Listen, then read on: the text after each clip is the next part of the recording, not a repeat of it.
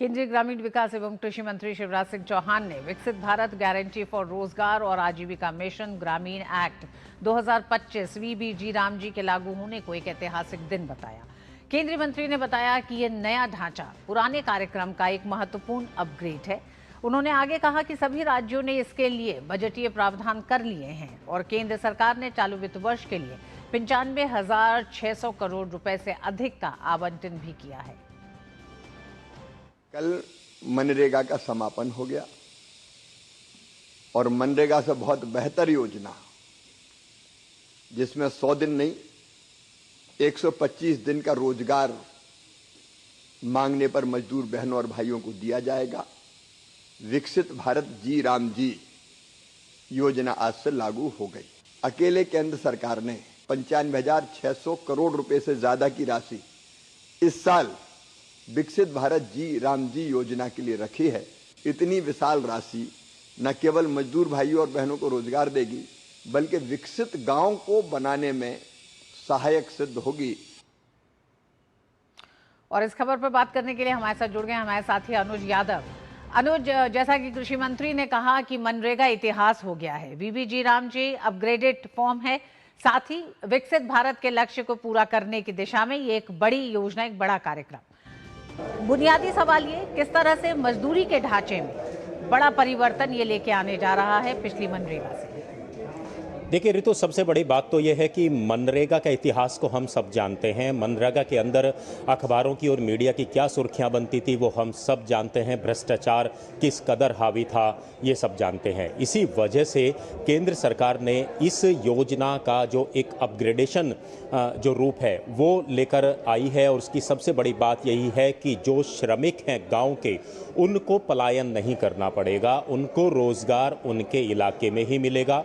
और सबसे बड़ी बात यह है कि जो विकसित भारत 2047 का सपना देश देख रहा है उसकी शुरुआत ग्रामीण भारत से होगी। ग्रामीण भारत के आधारभूत ढांचे को मजबूत करने के लिए जब निर्माण के कार्य होंगे तो उनमें इन्हीं ग्रामीण श्रमिकों का सबसे ज़्यादा उनको काम दिया जाएगा। और इसी वजह से अब 100 दिन की बजाय 125 दिन के रोजगार की गारंटी दी गई है। दूसरी सबसे बड़ी बात है कि अब जो श्रमिकों को पैसा मिलेगा वो सीधा उनके खातों में जाएगा। सबसे बड़ी बात है कि महिलाओं को इसमें सबसे ज़्यादा फायदा होगा।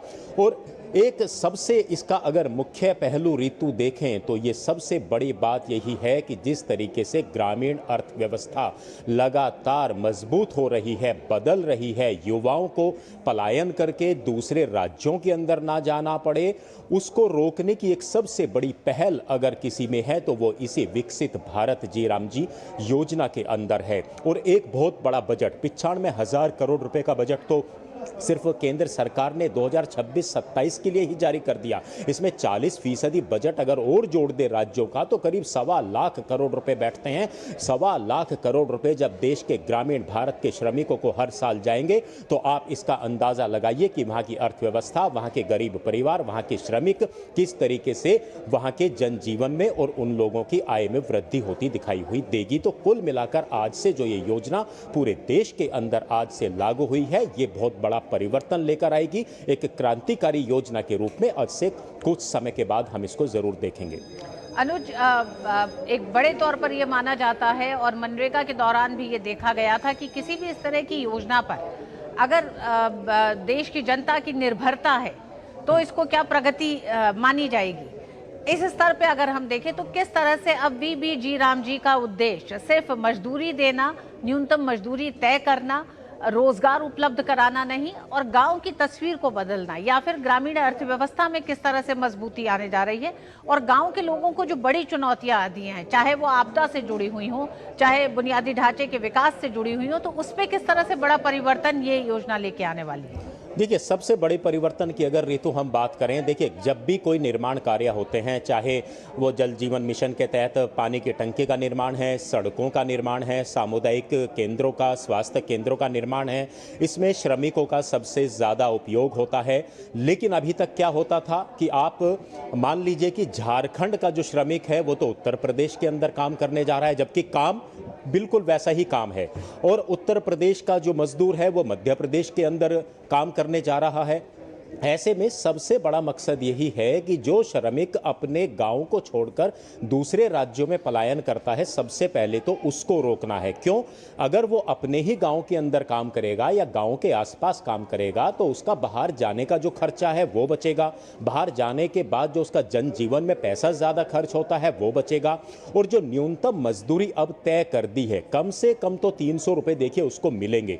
और किसी भी श्रमिक को, गरीब व्यक्ति को अगर 300 रुपये उसके गांव में ही अगर 125 दिन लगातार मिल रहे हैं तो आप देखिए उसके जीवन में कितना बड़ा बदलाव आएगा। और शायद उसके बाद ही वो अपने बच्चों को एक अच्छी शिक्षा दे सकता है, क्योंकि अब शिक्षा के लिए उसको अपने बच्चों को दूसरे राज्यों में नहीं ले जाना पड़ेगा। तो कुल मिलाकर जो ये एक ढांचा बनाया गया है विकसित भारत जी राम जी योजना का, मनरेगा के अलग, उसका सबसे बड़ा कारण यही है कि श्रमिकों को पैसा उनके खातों में मिले, बिचौलियां इससे बाहर हो जाएं। क्योंकि इससे पहले तो जो खबरें आती थी, वो जो सरपंच होते थे, प्रधान होते थे, वो ही या तो पैसा खा जाते थे या कमीशन लेते थे या अपने जो खास लोग हैं उनको ही काम देते थे। इस तरह की खबरें आती थी और ये मीडिया रिपोर्ट्स हैं जो अगर हम देखें जो मनरेगा का ऑडिट हुआ था उसमें भी ये सारी खबरें आई थी। इन सब दुश्वारियों को दूर करना, भ्रष्टाचार को दूर करना, जो इसका हकदार है उसको पैसा देना, ग्रामीण अर्थव्यवस्था को मजबूत करना, ये एक सबसे बड़ा मकसद विकसित भारत जी राम जी